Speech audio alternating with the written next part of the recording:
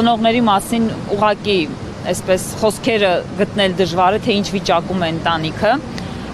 Դեպքը որքանով, որ մենք գործընկերոջս հետ կարողացանք քույրիկի հետ խաղերի եւ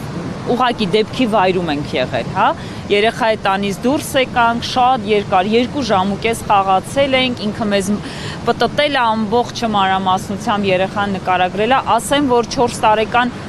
երեխան զարգացման այն աստիճանին է, որ չեմ կարող համեմատական խոսքեր գտնել, շատ զգուշ, շատ դաստիարակված, նույնիսկ մեզ էր երեխան ասում, որ մոտ մի գնացեք գետը, այսինքն երեխաները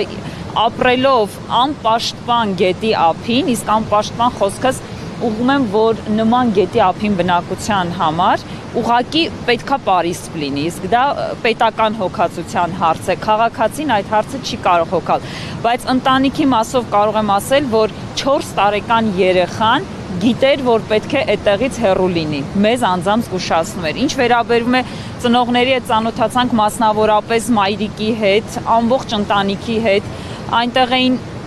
հորաքույրը, հորեղբոր կինը,